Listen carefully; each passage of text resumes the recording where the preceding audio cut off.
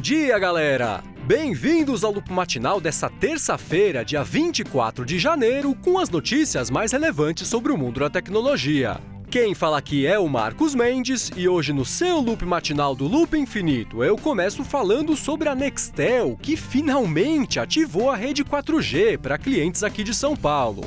Segundo o pessoal do site Telesíntese, a Nextel disse que já conta com 400 mil clientes usando o 4G, que a título de informação está operando na frequência de 1,8 GHz. Eles também anunciaram que abriram uma nova divisão de análise de dados dentro da empresa, que vai coletar e processar informações em grandes volumes para poder desenvolver produtos e planos mais em linha com o que a galera precisa.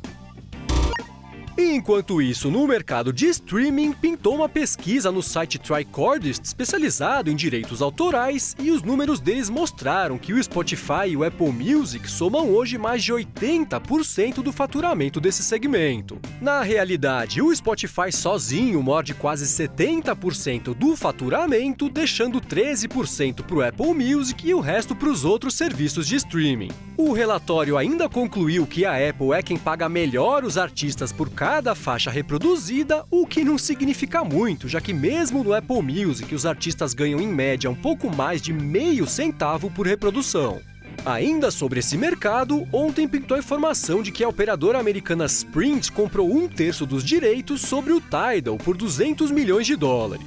Com essa compra que deixa o Tidal avaliado em $600 milhões, os clientes da Sprint vão passar a ter acesso a conteúdos exclusivos dentro da plataforma, enquanto o CEO da Sprint vai passar a fazer parte do painel de diretores do Tidal. E agora o assunto é o Yahoo, que vai ser investigado por um braço do governo americano, o SEC, pela demora em divulgar as 2 brechas de segurança que afetaram mais de 1,5 bilhão de contas. Para quem não se lembra, essencialmente em 2013 e 2014 aconteceram 2 ataques que roubaram as senhas e outras informações desse 1,5 bilhão de contas, e o Yahoo esperou até o ano passado para divulgar isso, apesar de alguns funcionários terem ficado sabendo da brecha lá em 2014. Agora, esse órgão americano pediu uma série de documentos para determinar se o Yahoo poderia ter divulgado isso tudo com mais rapidez, e é bem possível que esse processo estabeleça uma série de regras a serem cumpridas pelas empresas daqui para frente sempre que acontecer um inevitável vazamento de dados. E enquanto isso, no Snapchat, ontem pintou para iOS e para Android aquela atualização que eu comentei na semana passada, que trouxe um layout novo e uma busca unificada para conteúdos, histórias, snaps, contatos, grupos e tudo mais. Além disso, ontem eles também atualizaram os termos de uso para parceiros e criadores de conteúdo, proibindo o uso de imagens e títulos sem valor editorial lá naquela área Discover de posts patrocinados e histórias em destaque. Na prática, o Snapchat quer aumentar a utilidade e a relevância dessa área, o que significa que eles vão começar a bloquear posts caça-cliques e a disseminação de notícias falsas. E agora o assunto é o Google, que publicou um update para o Google Voice, que é uma das 325 mil plataformas de troca de mensagem deles. Agora, o Google Voice para Android, iOS e web está mais organizado, tem abas separadas para ligações, mensagens e correio de voz, por exemplo, e ele voltou a dar suporte a MMS, que eu comentei aqui faz um tempo que era uma coisa que ia acontecer. Ainda sobre o Google, ontem pintou a informação de que todos os Chromebooks a serem lançados a partir desse ano vão contar com a habilidade de rodar apps de Android lá baixados da Play Store nativamente, o que é uma coisa bem legal.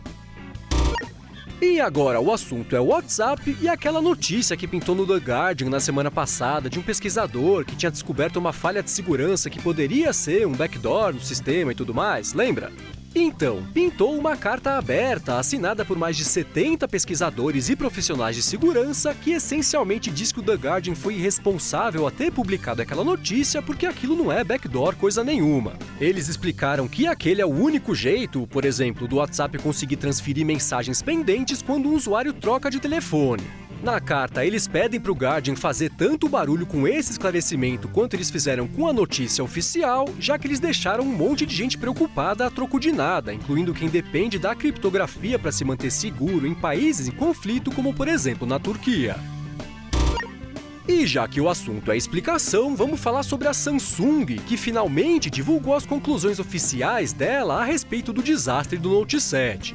Esse relatório, que foi resultado de meses de testes com mais de 200 mil unidades do Galaxy Note 7 que foram devolvidas, apontou não uma, mas duas falhas diferentes que deram toda essa dor de cabeça para a empresa e para os clientes. Simplificando bastante aqui, o primeiro problema foi que um dos fornecedores da bateria arredondou demais os cantos do componente. Isso fez alguns eletrodos ficarem lá meio tortos numa das pontas e aí, dependendo da situação, eles entravam em contato, dando curto-circuito. Já o segundo problema, e de novo estou simplificando bastante aqui para dar tempo de contar, foi que na pressa de lançar aparelhos seguros, a Samsung trocou de fornecedor da bateria e fez esse fornecedor correr para produzir unidades em massa. Por causa disso, algumas unidades acabaram ficando sem uma camada de isolamento e, para piorar, nas unidades que tinham essa camada, algumas partes foram mal soldadas e furaram o isolamento. Isso também gerou curto-circuito e deu no que deu. Junto com a explicação e o repetido pedido de desculpas, a Samsung disse que o prejuízo dessa história toda ficou na casa dos 5,3 bilhões de dólares e eles também publicaram um vídeo explicando o problema, reafirmando a preocupação que eles têm com qualidade e segurança e mostrando como eles vão agir daqui pra frente para impedir que algo assim volte a acontecer. Agora, surpreendentemente, eles disseram para o site CNET que eles não vão aposentar a marca Note, o que era uma coisa que muita gente tinha como certa. Eles também comentaram para Reuters que nem o Note 8 e nem o Galaxy S8 vão ser anunciados durante a Mobile World Congress, lá no mês que vem, em Barcelona. Quem ouviu o Loop Matinal de ontem deve se lembrar da notícia de que a Apple abriu um processo de $1 bilhão contra a Qualcomm sob a alegação de que a Qualcomm vem abusando da boa vontade do mercado, quando o assunto é o licenciamento de patentes. Bom, ontem a Qualcomm se pronunciou a respeito do caso e falou basicamente a mesma coisa que ela tinha dito há uns dias para se defender do outro processo recente, aberto pelo órgão americano FTC. A Qualcomm disse que a Apple não tem base legal para fazer as acusações que ela está fazendo e comentou que a Apple está distorcendo fatos das negociações e dos acordos entre eles para se beneficiar. Ainda sobre a Apple, pintou a informação de que um número considerável de donos do MacBook de 12 polegadas vem enfrentando um problema que faz algumas teclas lá do teclado travarem. Existem casos em que é só limpar ali as teclas com jato de ar que dá para resolver, mas tem caso também que a Apple trocou o computador inteiro, então vale você ir atrás disso, caso seu MacBook de 12 polegadas esteja com esse problema. E falando em problemas, um bug vem afetando a galera que comprou os AirPods para usar no iPhone 6S ou 6S Plus. Esse pessoal vem enfrentando bugs de conectividade do Bluetooth, em alguns casos até as ligações telefônicas acabam caindo, e segundo a galera do Mac Rumors, a Apple já está investigando o caso para tentar resolver. Seguindo com as notícias sobre a Apple, ela fechou a loja do Apple Watch lá na Galeria Lafayette, em Paris, agora só Tóquio tem uma loja específica do relógio. E, por fim, ontem foram lançadas as atualizações do iOS, watchOS, tvOS e macOS Sierra com uma série de correções de bugs e melhorias de estabilidade, então vale a pena baixar porque esse tipo de update é sempre bem-vindo. Agora eu vou torcer para o primeiro beta do iOS 10.3 sair logo, porque esse deve trazer bastante coisa boa pro iPad, é o que falam por aí e tá precisando mesmo, né? Vamos ver. E por último, hoje eu vou falar sobre o brasileiro Hugo Barra, que tá de saída da Xiaomi. Ele vinha trabalhando lá há uns anos como vice-presidente internacional da companhia e disse num texto cheio de, digamos, fatos alternativos, ele falou que agora que a empresa está no caminho certo quando o assunto é expansão internacional, tá na hora dele ir embora. Curiosamente, nem os investidores da Xiaomi, nem os números da empresa dão suporte para essa história de sucesso internacional da marca. Não tem nenhum lugar fora da China onde eles estejam ganhando mercado, nem na China mesmo a coisa tá muito boa. E enquanto isso aqui no Brasil, por exemplo, eles chegaram e foram embora em menos de um ano e ainda prometeram que iam continuar atuando online, vendendo pela internet e tudo mais, o que também não aconteceu. Eles sumiram e deixaram um monte de gente na mão. Seja como for, o Hugo Barra postou ontem esse texto de missão cumprida lá na página dele do Facebook e disse que vai ficar na empresa até o fim do mês que vem.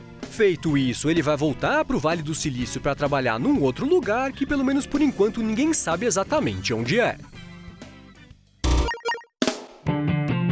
É isso aí, galera. O Loop Matinal do Loop Infinito vai ficando por aqui. Se você quiser se inscrever no canal do Loop Infinito no YouTube, o link tá aqui na descrição do episódio e lá no loopmatinal.com, junto com os links das notícias que eu comentei hoje. Já se você quiser falar comigo no Twitter, é só procurar por MVC Mendes que eu tô sempre por lá. Obrigado pela audiência e eu volto amanhã de manhã. Falou! E o Spotify sozinho morde quase 40 não, 70. 600 milhões de dólares os clientes da Sprint.